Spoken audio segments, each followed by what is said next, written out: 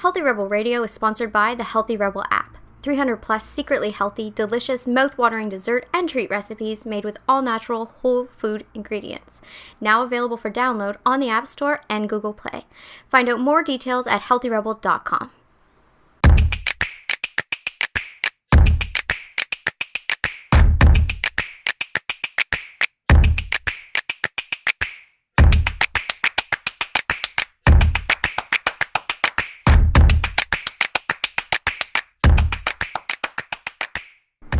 Welcome to Healthy Rebel Radio. I'm your host, Dr. David Dyser. I'm here with my Demi Health Healthy Rebel co-founder, Amy Lane. Good morning. Good morning. How are you today? I'm good, thank you. We're going to start by talking about Flintstones vitamins. Oh, no. I want to talk about this for a couple weeks now. The Flintstones vitamins are the number one pediatrician recommended multivitamin for children. That's how they promote themselves.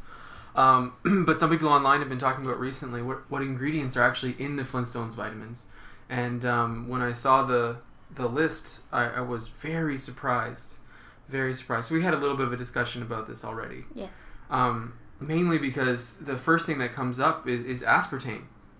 Aspartame is in Flintstones vitamins. Doesn't surprise me. No.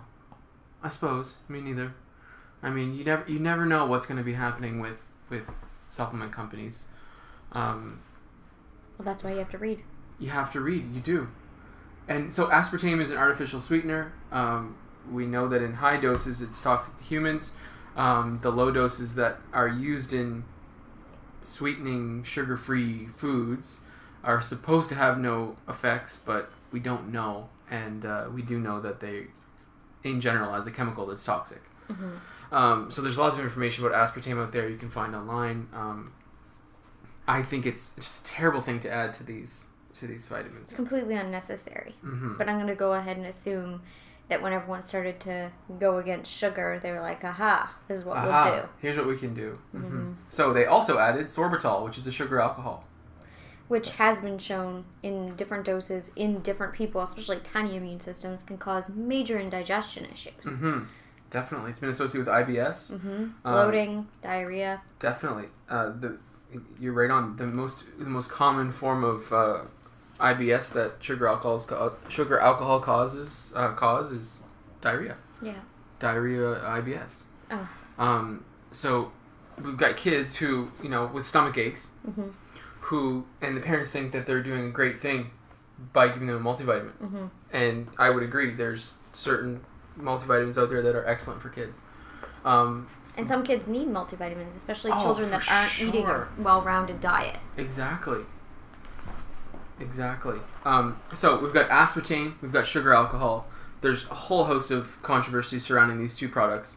So the just the mere fact that they're there. That's not even the one that bothers me the most. The next is probably the next one. Mm-hmm.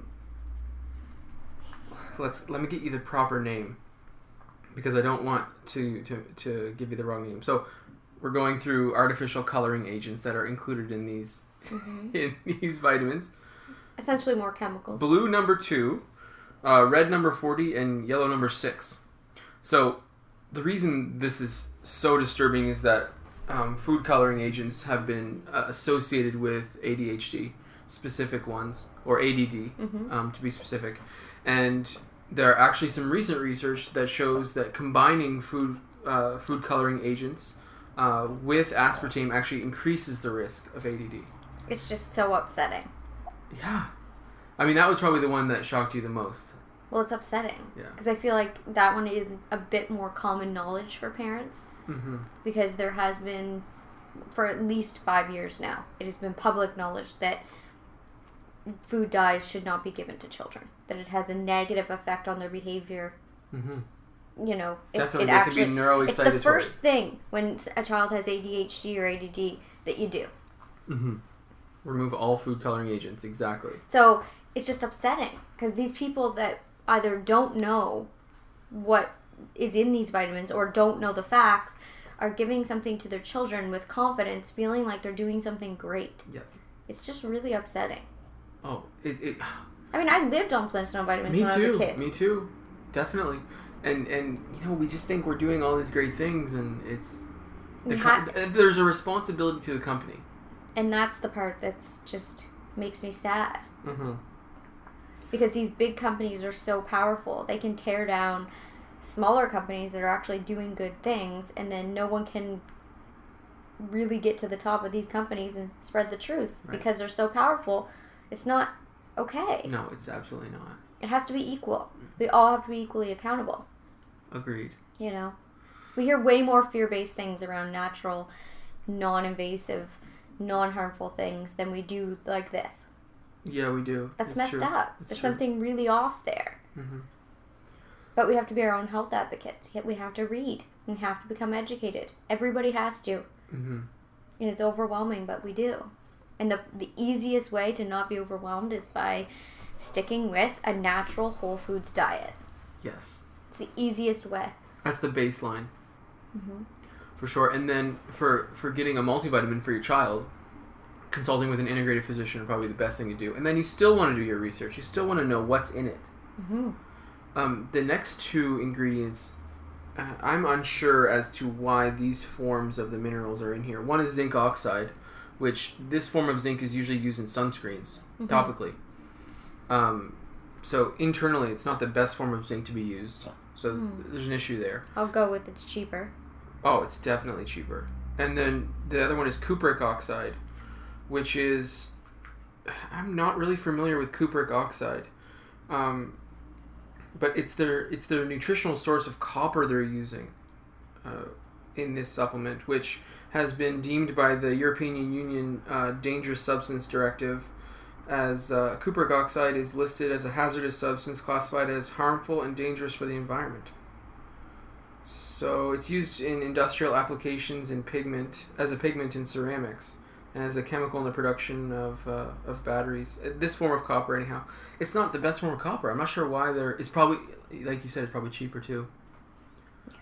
So, I mean, lots of controversy that could be drawn up around this. Mm-hmm. But mainly, I'm concerned about neurological function, mental emotional function, cognitive function with kids. You know, it's funny because once in a while you hear something like, well, why are these children having so many more behavioral issues, supposed? Or why is there a rise in ADD and ADHD? Why is there a rise in asthma? Why is there a rise of, digestion problems? I don't ask any of those questions. I don't know how there isn't. Mm-hmm. I think we need to stop being so naive. For sure. We've just developed this society based on if we do certain things with chemicals, it's going to make things easier. No, and that's the thing too, like I never want to sound like I'm against medicine or change or chemicals or anything, because obviously it's helped us live.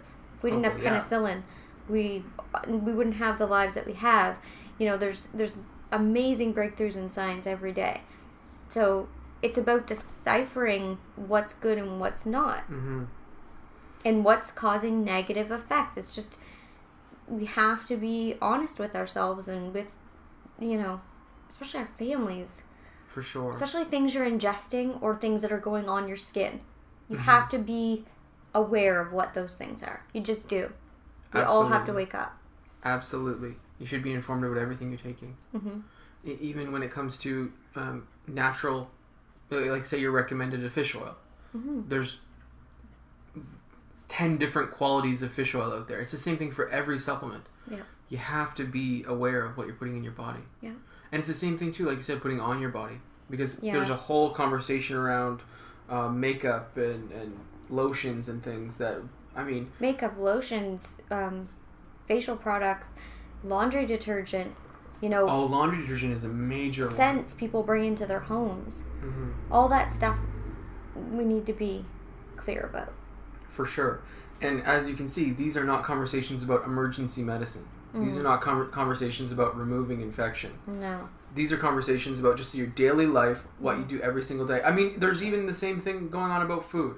Like if you're eating the same GMO corn every single day for supper from a can, eventually there's going to be some problems. Mm-hmm. It's if you do something every single day that's been genetically modified, has chemicals in it that we're not used to as a human. And it's about lessening our burden on our bodies. Yes. For me, not having artificial scents in the home is really important. At Christmas, I really enjoy having a candle that has a pine or scent, birch scent. I try to find the most natural version of that possible. But just little things, like we only use natural laundry detergent. It's very important for both of our skin. You know, I don't put perfume or anything like that on my skin. I mean, now I only have essential oil perfumes, but I still, you know, I use essential oils almost medicinally. Mm-hmm. You have to respect things. Well, it's about respecting yourself. Oh, it is. And I do this with my patients literally every single day. Because there's so many skin issues happening out there, and they're different. Everyone is a little different. Mm-hmm. Dermatology is very difficult. Mm-hmm. But certain lifestyle things, like you said, detergents, soaps, shampoos. I mean, you'd be surprised about how many people are using the just general, you know, off the shelf chemical shampoos. I know. And then, you know, people wonder why they have dandruff. I know. It's like, well, you know, I've just always had it, and everyone in my family has it. I know. Well, wait a second here. There's a lot of things we can clean up. Mm-hmm. So, chemicals. My gosh, I mean, we have to start with the kids. Start with the kids. Well, and I think it's easier for us to be compassionate and worried more about children. So I think that can sometimes be the avenue to drive us to clean everything else up. Mm-hmm. Especially if you've been raised, oh, my grandmother lived till she was 100 and she used perfume soaps and she used whatever. You know, my grandmother smoked and she lived till... Yeah, I mean, all that happens. But if you want to live the best life you possibly can and give yourself the best shot you possibly can, why not do the things that we know will make it better? Yes, exactly. You feel better. Well, you know, because the argument is, you know, well, I could walk out and get hit by a bus tomorrow, so why not eat the McDonald's and drink the beer and wear the perfume? And what's your response to that? Well, I think it's silly. I think it's a silly conversation. It sounds like someone that eats McDonald's and drinks a lot of alcohol and is chemically burdened. Mm-hmm. Yeah. And tricked. That's what I feel like. Because if you know the difference of feeling healthy as compared to feeling like crap, you understand that high you get from the McDonald's isn't real. Mm-hmm. It doesn't last. It doesn't breed anything else good into your life. Mm-hmm. So it sounds like someone that isn't healthy to me. Yeah. You know, for sure. Like today, I posted something yesterday. There's always something. Mm-hmm. You know, I just posted this really nice thing that shouldn't cause any controversy. It just said, imagine if we all obsessed about the things we loved about ourselves instead. Okay. Someone wrote right away, well, wouldn't that make us all narcissistic? It's so funny you bring this up because that's exactly what I was going to bring up next. We did not discuss this. Gosh, we're on the same wavelength again. Oh, this is constant. Isn't so they said, wouldn't that make us all narcissists? Yep. Like that's what, and I thought, well, I'm just speaking directly to your ego or whoever raised you and told you that you better not think of anything good about yourself or you'll be a cocky little jerk, or whoever told you that you can't be. There's a difference between being sincerely proud of who you are and solid and love yourself and walking around like an arrogant jerk. Right. And I can't believe... There's a major difference. And it's easy to see. I find it very challenging that an adult doesn't know that. Mm-hmm. So I have to... See, I had to back away from that because my initial reaction is, are you kidding me? Mm-hmm. So you think it's better to focus on our flaws and beat ourselves up and live in this, oh, we're a bunch of zombies that aren't good enough world because of the fear of acknowledging something good about yourself would make you a narcissist? Mm-hmm. Come on. Yeah. Come on. What is that fear? Where does that come from? What is... I mean, is that a repression? It's a trick. It's another trick of the ego to keep you small. Mm-hmm. You know, I don't walk through the streets and tap on someone's shoulders and be like, hello, I'm amazing. I love myself. How are you today? No, you don't. You definitely don't do that's that. insane. And if you meet me, 99% of the time, I mean, I have been accused of things in the past, but most people in my life... I mean, I have a doctor that I went to that had no idea what I did for 5 years. Mm-hmm. And she figured it out on her own through my email, and she was shocked. Yeah. Yeah, it doesn't mean when like, I was going to bring up today an article I read in Psychology Today about, 20 things you might be... What did they say? Hold on a second here. 20 signs that you're overly self-critical. Okay? Which leads us down the exact same path, because... I wanted to bring up what this person said. And for you're extremely confident and you cultivate that positivity with yourself, but it's not like you're going around telling people how successful you are or, you know, what you do and all these things. Here's the best way for me to describe it. Before I cultivated basically loving myself and being unshakable, if I went out into the world and someone said something harsh to me, it would cut deep and it would subconsciously or consciously be buried and I would obsess about it. Now you can't touch me. Yes. Personally. Right. You know, Dave and I were out for a walk with the dogs, and we have 2 dogs, if you don't know, Bridget and Oscar, and they're adorable.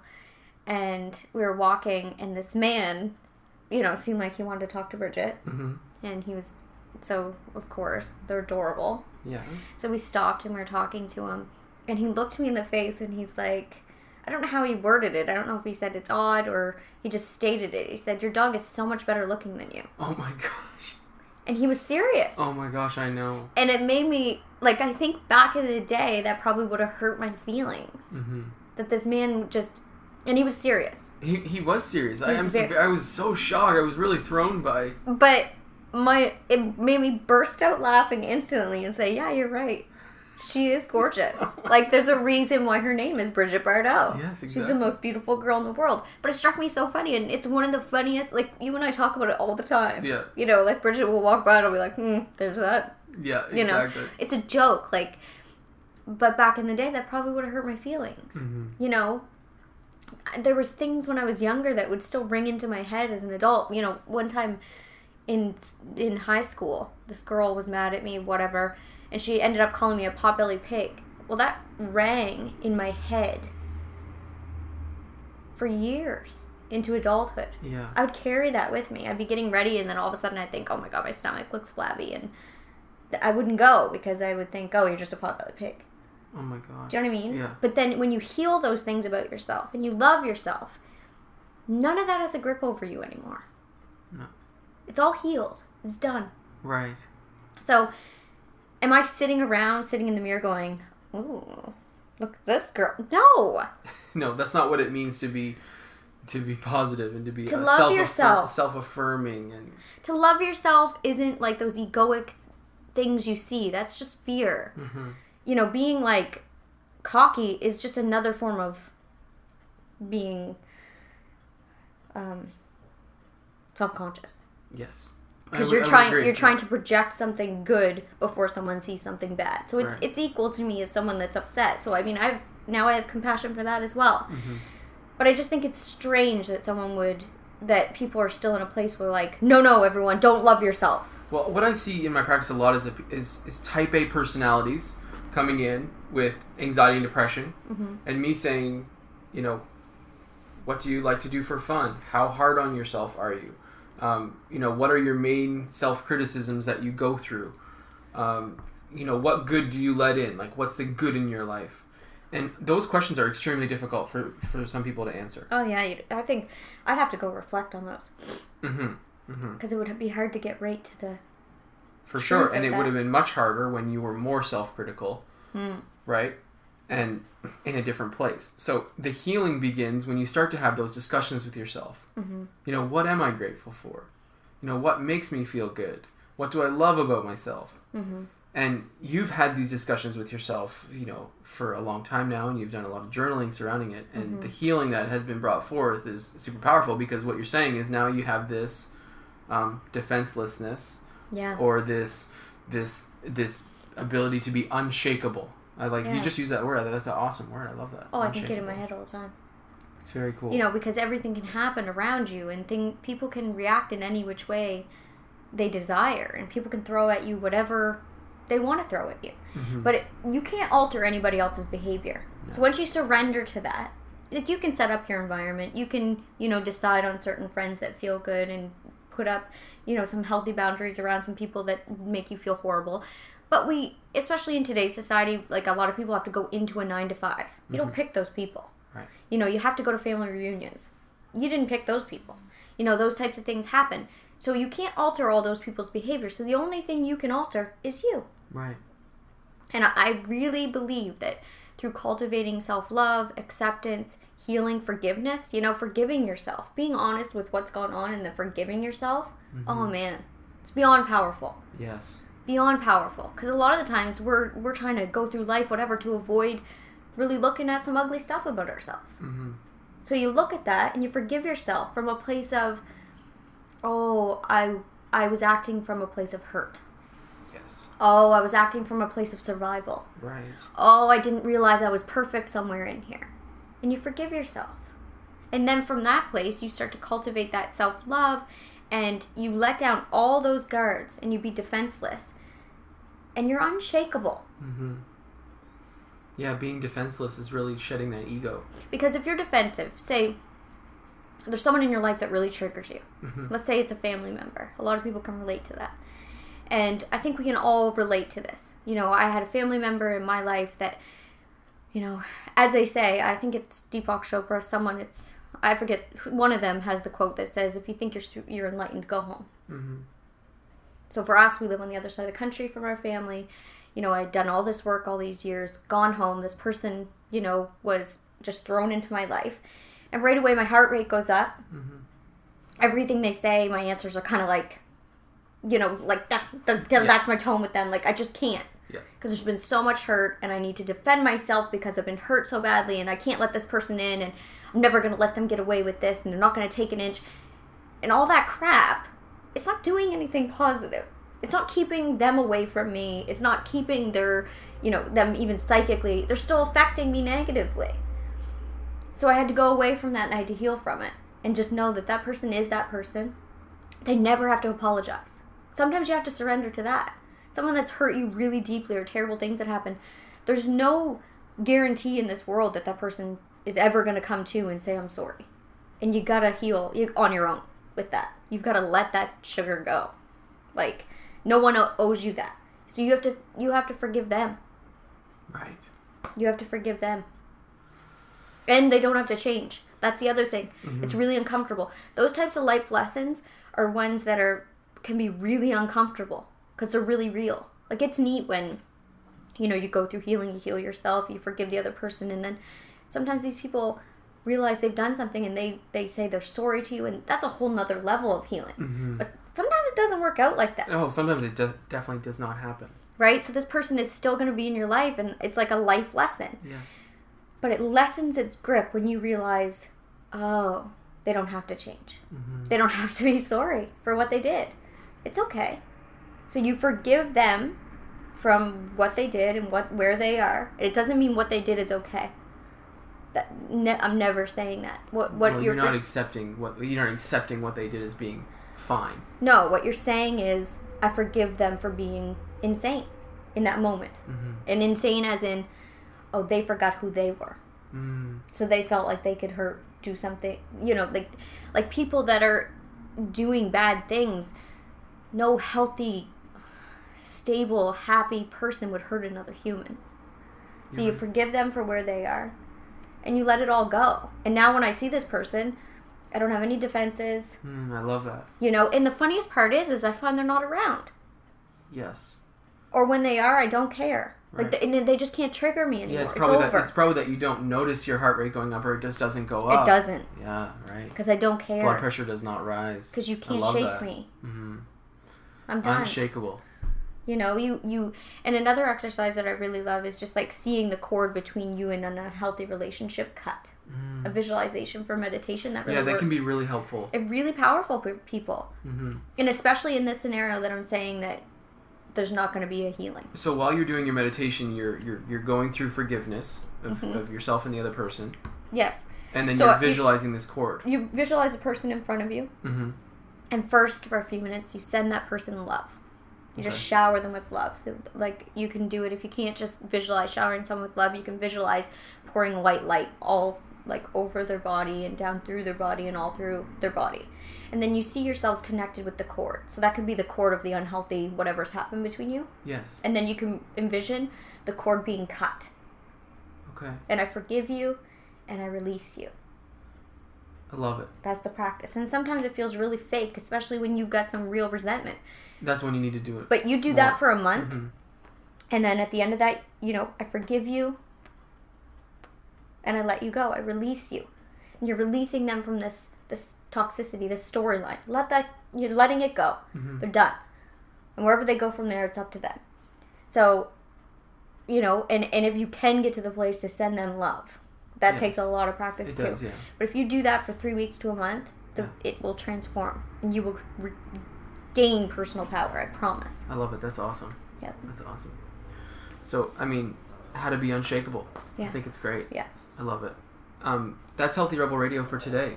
Thank you so much for your tips. Thank you. And have a great day. See you. Healthy Rebel Radio is presented by the online health and wellness center, DamieHealth.com. Since 2009, Amy Lane has successfully coached thousands of women through her signature program, the Bikini Body Program. Join today to work exclusively with Amy to unveil your greatest yet to be from the inside out. Go to DamieHealth.com for more information. Thank you for listening to Healthy Rebel Radio. Please connect with us on our community pages on Facebook, Pinterest, and Instagram, all at the handle @DamieHealth. For weekly recipes, articles, and all our episodes straight to your inbox, join our newsletter at DamieHealth.com. You can find all the links discussed in today's episode in the show notes. Thank you for joining us, and see you tomorrow.